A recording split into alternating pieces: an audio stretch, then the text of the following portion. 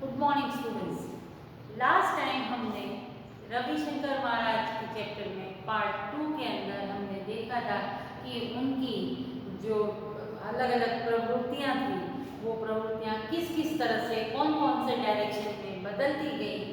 अब उसके बाद वो जब 2-3 बच्चों को लेकर अनाथ आश्रम गए थे और अनाथ आश्रम में जब उनसे फंड रेज करने के लिए बोला गया तो उन्होंने तुरंत ही वो काम किया था।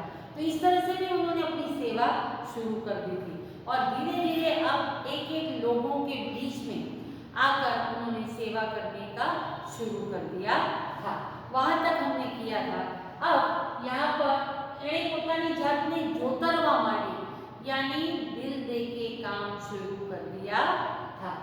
अब उसके बाद नेक्स्ट है कि एक बार पेटलादથી थोड़े दूर आवेला जोगण गामમાં એમને જવાનું થયું। इस तरह से सेवा करने के लिए वो गांव-गांव घूम रहे थे। तो ऐसे ही खेड़ा डिस्ट्रिक्ट का एक सबसे बड़ा गांव है पेटलाद और वो पेटलाद के अंदर एक छोटा सा और गांव है जिसका नाम है जोगण। तो ये जोगण गांव के अंदर उनका जाना हुआ तो वहां पर उन्होंने देखा तो त्या नरी गंदगी ज गंदगी। नरी का मतलब बिल्कुल साफ नहीं, एकदम गंदगी ज गंदगी यानी सिर्फ और सिर्फ वहां पर उनको गंदगी ही नजर आई। लोगों में वो अवेयरनेस ही नहीं थी, लोगों को पता ही नहीं चलता था कि क्या हमारे लिए, हेल्थ के लिए, हाइजीन के लिए क्या अच्छा है वो नहीं। बिल्कुल पूरा गांव जो है जोगण गांव गंदा ही गंदा था। ये सब गांव के नाम भी आप याद रखना क्योंकि ब्लैंक्स में भी ये सब पूछा जाता है। तो गांव में ठेर ठेर गरीबाई पण डोकिया करे और ये अवेयरनेस तो नहीं थी, साथ में वहां पर बहुत ज्यादा गरीबी डोकिया करे यानी साफ नजर आ रही थी कि किस तरह से डोकिया करे यानी कि गरीबाई नजर आ रही थी।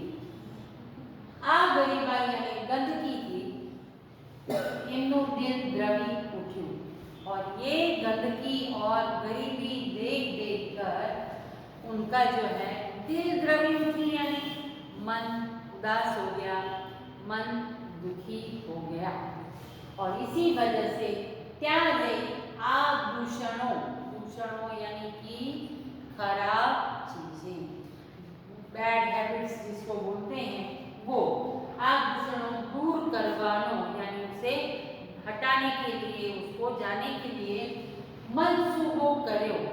मनसूबो का मतलब क्या होता है? विचार। उनके दिमाग में यही विचार आया कि ये सब चीजें जो है जितना भी हो सके मैं उनको दूर करने की कोशिश करूंगा। तो ये मनसूबो भी याद रखना, मीनिंग्स में भी आपको आएगा। मनसूबो એટલે विचार। आजूबाजूना गामડામાં પણ એ જ પરિસ્થિતિ હતી। आसपास के नॉट ओनली इन जोगण गांव बट उसके आसपास के जो एरिया थे, छोटे छोटे गांव थे, वो सब में भी एवी परिस्थिति यानी सेम सिचुएशन। महाराज तो गामड़े गामड़े फरवा लगे।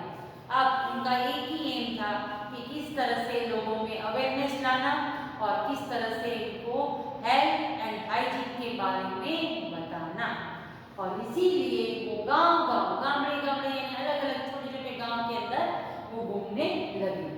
दिवस में एक बार बपोरे कोई गांव में दाल चोखा लई अने मेळवीने खिचड़ी रांधीने खाया। उनको जैसे घर बार कुछ भी नहीं था, वो हमेशा अकेले रहते थे और जो कपड़े हैं सीधे साधे सिंपल लिविंग एंड हाई थी, राइट। इसी वजह से उन्होंने दाल में चोखा, कहीं से दाल ले ली, किसी से चावल लेकर खुद ही खुद, उस जमाने में चूल्हे थे, लकड़ियां जलाकर खिचड़ी रांधीने खाया और दोपहर को खाना खा के वो उनकी यात्रा शुरू कर देते। जगह जगह पर घूमते थे, लोगों को समझाते थे, हेल्थ एंड हाइजीन के बारे में बताते थे। इस तरह से उन्होंने अपना काम शुरू किया था।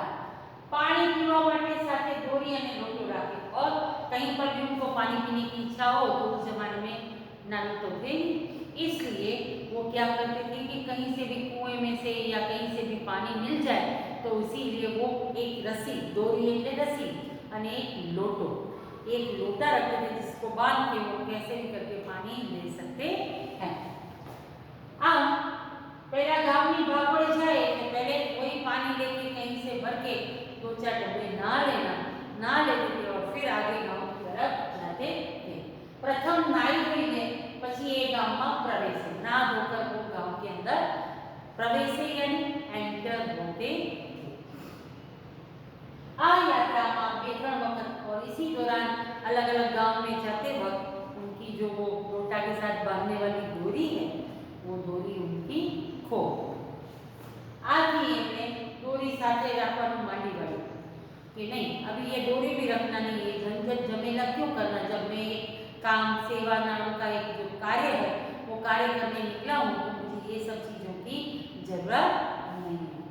अब ये एक नियम लिया और उसके लिए उन्होंने एक नियम ले लिया कि दोपहर को खाना खाने के बाद पानी पी लेने का, उसके बाद 24 घंटे तक पानी नहीं पीना। देखो कितना डेडिकेशन था उनका कि किस तरह से मतलब पानी की प्यास लगेगी, पानी पीना है ये सोचूंगा तो मुझे ये रस्सी लोटा सब संभालना पड़ेगा, पर मुझे तो सेवा कार्य ही करना है, उसके पीछे ये सब झंझट झमेला में पालूंगा नहीं। और इसीलिए उन्होंने जम्या पछी पानी पी लेवू पछी आखा 24 कलाक में पानी पीवू नहीं, यानी कि नेक्स्ट डे जब खाना खाएंगे तब वो पानी पिएंगे। इतना ज़्यादा मतलब उन्होंने ये सब काम करने के लिए पेन दिया। हमारे बस की तो ऐसी बात ही नहीं है, क्योंकि हमारे लिए तो छोटी छोटी बातें बहुत मायने रखती है और हम सब आजकल तो हम इतने कंफर्ट जोन में जीते हैं कि हमको कोई भी चीज़ के बिना चलता नहीं। बट उन्होंने ये नियम किया था। ओछाમાં ओછી जरूरियात पड़े इन्हें सेवा आरंभी कि मेरा एम है सेवा सर्विस करना, तो उसके लिए जितनी भी नीड्स जो है वो नीड्स हम मेरी कम होगी, इतना ज़्यादा कंफर्टेबली मैं काम कर पाऊँगा। अगर ये चाहिए, रहने के लिए चाहिए, सोने के लिए चाहिए, खाने के लिए चाहिए, पीने के लिए चाहिए, ये सब जमेले में अगर मैं पड़ा रहूँगा तो मैं मेरा जो काम है सेवा का वो कर पाऊँगा नहीं। इसलिए वो सब चीज़ें अपने लिए जो थी वो सब सेल्फ सेंटर्ड जो थे वो बिल्कुल भी नहीं थे। वो दूसरों के बारे में ही सोचना, जब कोई भी दूसरे के बारे में जब सोचता है वही सच्ची सेवा होती है। हाँ, एक बार एमने संदेशो मळ्यो के कड़वा नामना गाममां कोई वेपारीना घीना 2 डब्बा चोराया छे। कि कड़वा जो आणंद की साइड पे एक गांव है जो स्वामीनारायण को फॉलो करते हैं, उनको पता होगा कि ध्यानी स्वामी का बहुत बड़ा इलाका ये कड़वा गांव है और वहाँ पर बहुत ही बड़ा स्वामीनारायण टेम्पल भी है और कई लोग वहाँ पर जाते भी हैं।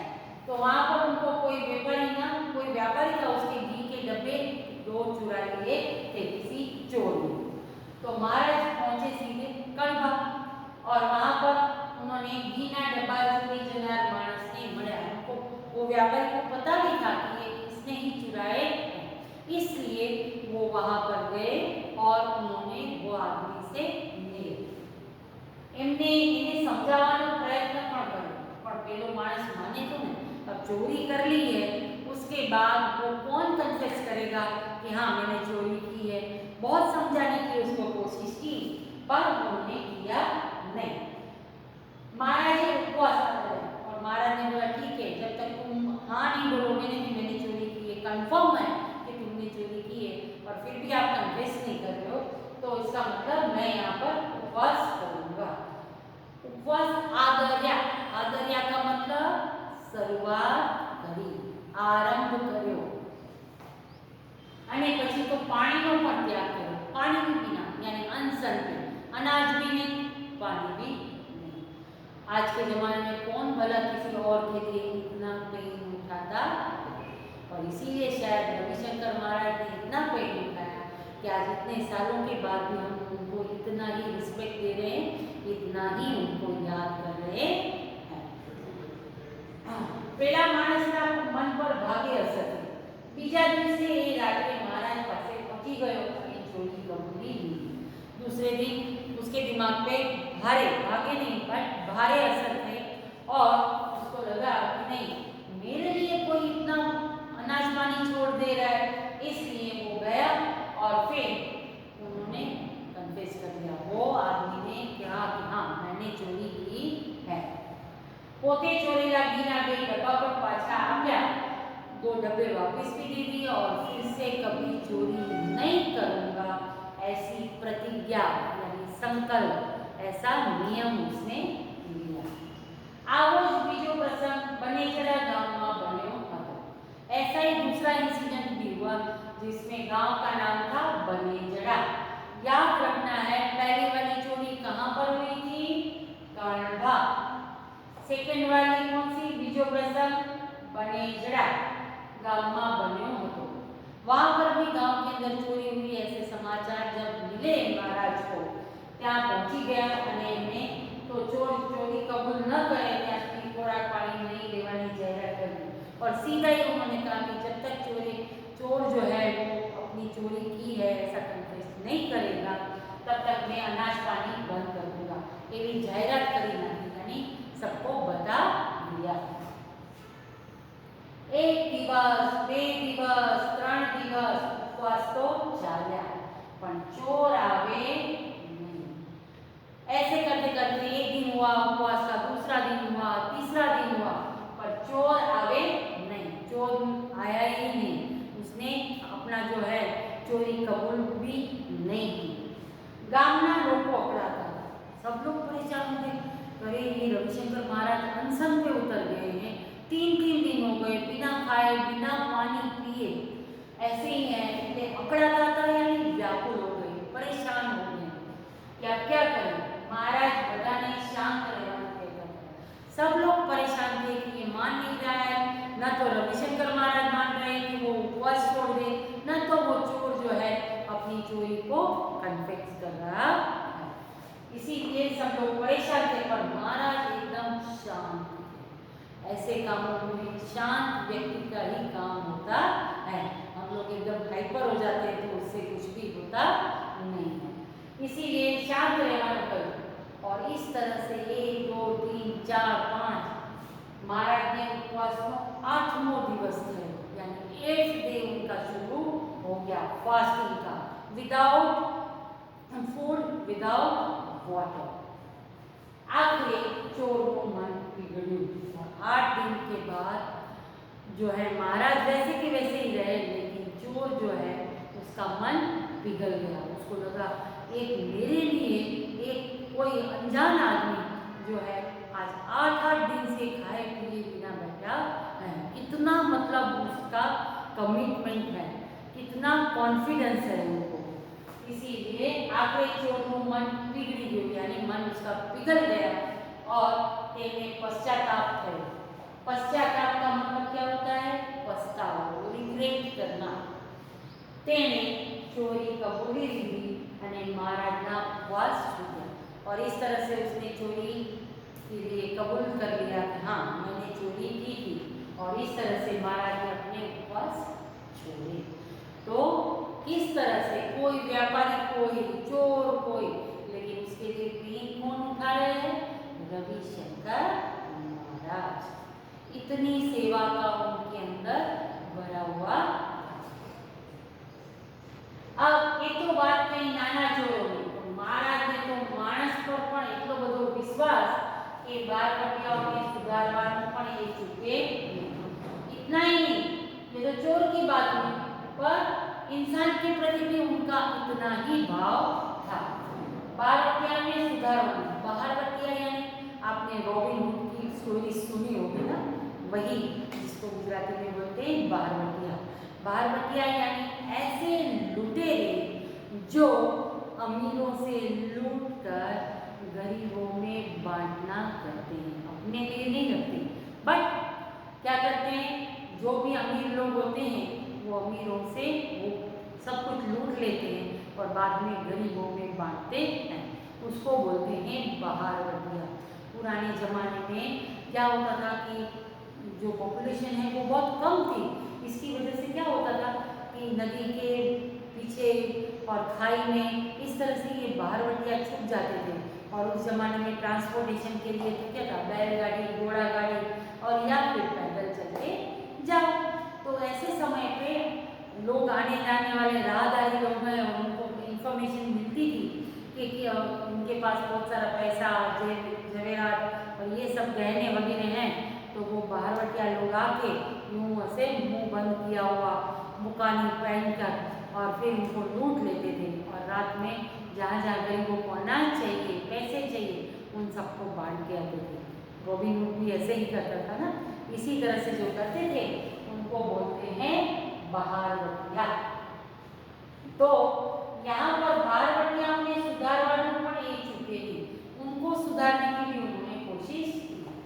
ईस्वी सन 1922 में એમને પ્રથમવાર બાહરવટિયાઓનો ભેટો થયો। 1922 में उनको पहली बार बाहरवटिया मिले और वो कहाँ पर मिले, छिपियाल। गांव के नाम अलग अलग है, याद रखना। छिपियाल गांव की तेओ रात्रे सरस्वती गांव पाछा फरता था। सरस्वती मैंने आपको पहले भी बताया कि उनका मेन जो है पिताजी का पैटर्नल साइड का जो उनका गांव था उसका नाम था सरस्वती। जन्म उनका मामा के घर रडू में हुआ था, लेकिन बेसिकली उनका जो गांव था वो कौन सा था, सरस्वती, जहाँ पर वात्रक नाम की नदी बहती है। वहाँ पर पाछा हटा था क्या रास्ता में बाहरवटिया भेजी गया। अब सरस्वती जब रात को लौट रहे थे तब उनको बाहरवटिया लोग मिले। काचो कोचो मानस हो तो छाती ना पाटिया ही बेसी जाए। काचो कोचो यानी सॉफ्ट हार्टेड, अगर होगा कोई तो इना छाती ना पाटिया बेसी जाए, यानी लुटोरों को देखकर हालत ही खस्ता हो जाती है। छाती ना पाटिया यानी एक टाइम के लिए उनके पल्स रेट बंद हो जाए, ऐसी हालत थी। पर आ तो महाराज, ये तो रविशंकर महाराज थे। नई निर्भयता की मूर्ति, साफ निडरता की मूर्ति के बराबर था, जिनमें कोई डर नहीं था। क्यों नहीं था? क्योंकि वो सच्चे थे और सच्चा आदमी कभी भी किसी चीज से डरता नहीं। एमने तो बाहरवटियाओं ने महात्मा गांधी की बात करी और बाहरवटियाओं से मिले, उनके साथ बात की और उन्होंने उनको गांधी जी के बारे में बताकर उनको इंस्पायर किए। और फिर आज़ादी की लड़त की पर बात करेंगे, किस तरह से गांधी जी अंग्रेजों के शासन में से हमारे देश को आज़ाद कराना चाहते हैं। बाहरवटियाओं ने गांधी जी को काम पढ़ी गई साचू बाहरवटियों के बाद समझाया और कहा कि अगर आपको सच में लुटेरों को ही लुटेरे बनकर जो है जो भी गलत काम कर रहे हैं उनको हटाना है, तो आप हमारे यहाँ के लोग को क्यों हटा रहे हैं? अंग्रेज आके हमको लूटे जा रहे हैं, उनको हटाने का काम करो, आपका डायरेक्शन चेंज कर दो। और इसी वजह से उनको समझाया और फिर गांधी जी का अगर आप ये काम शुरू कर देंगे अंग्रेजों के सामने का, तो आप साचू बाहरवटो खेड़वा समझाएंगे। यही सच्चा बाहरवटा है, यानी यही सच्चा काम है कि हमारे देश के जो चोर आ गए हैं अंग्रेज, उनको भगाने का काम है। और इस तरह से पची तो महाराजे कोतरों भमी भमी अनेक बाहरवटियाओं ने सुधारवानी प्रवृत्ति करी और फिर तो धीरे धीरे करके उन्होंने अलग अलग जगह पर भमी भमी नहीं यानी घूम घूम कर महाराजे बाहरवटियाओं ने कोतर यानी नदी जो है वो खाली हो जाती है, तो उसमें जो फ्लो की वजह से जो पथरीला वो पूरा बन जाता है उसको बोलते हैं कोतर। અને આ રીતે સુધારવાની પ્રવૃત્તિ કરી। આથી તો ઝવેરચંદ મેઘાણીએ એમને માણસાઈના દીવા કયા હતા। Please underline this sentence, very important sentence, it will come in blanks or in one line answer, clear? So Zaverchand મેઘાણીએ એમને શું કહ્યું હતું? માણસાઈના દીવા। આ રીતે एक तरफ से वो व्यक्तिना जीवन में सुधारवानी प्रवृत्ति करता था, इस तरह से वो व्यक्ति यानी हर एक पर्सन के जीवन को सुधारने की प्रवृत्ति करता, तो बीजी तरफ प्रसन्न पड़े लोगों पर आवी पड़ती कुदरती आपत्तिना समय कुदरती आपत्ति यानी नेचुरल कैलेमिटीज, कोई भी चाहे तूफान हो, बारिश हो या भूकंप हो, इसी तरह से कोई भी नेचुरल कैलेमिटी होती है उसमें हमेशा महाराज जो है वो एट ए टाइम हाजिर होते। तो आगे પડતી કુદરતી આપત્તિના સમયે પણ તેઓ સેવા કરવામાં પાછી પાની यानी पीछे हट करते नहीं कि नहीं मेरा काम सेवा करना है। पर ऐसी नेचुरल कैलेमिटीज में या और कोई परेशानी, कोई अचानक से, जैसे हम अभी ये नेचुरल कैलेमिटीज जैसे ही कोविड का हर जगह फैला हुआ है, तो यहाँ पर ऐसी जो कई बार आई प्लेग नाम की बीमारी आई है, तो ऐसे समय पर लोगों के मतलब एक मास के अंदर वो इफेक्टेड होने लगे, तो ऐसे समय पे मदद करना क्या चाहिए वो सब महाराज ने किया। तो आम पाછી पानी करता नहीं। અને એક રાત્રે રવિશંકર મહારાજ સુંદરના ગામે હતા ત્યારે ધોધમાર વરસાદ પડ્યો। महाराज જે ઘરમાં ઉતર્યા હતા તે ઘરનો કરો તૂટી પડ્યો। और यहाँ पर एक रात को जब वो सुंदरड़ा नाम का गांव का वही पूरा खेड़ा डिस्ट्रिक्ट के अंदर ही, तब वहाँ पर धोधमार यानी बहुत ही ज़्यादा तेज बारिश हुई। और ऐसे में रविशंकर महाराज जिस घर के अंदर रुके हुए थे रात को सोने के लिए, ते घर को करो का मतलब क्या होता है? दीवार, मिट्टी से बनी हुई दीवार करो टूटी पड़ी। और बारिश इतनी तेज थी कि उसमें क्या करना, कभी एक दीवार ही गिर जाए तो पूरा का पूरा पानी अंदर आ सकता है ना। तो यहाँ पर ये प्रॉब्लम हुआ और तब उन्होंने क्या किया वो हम आगे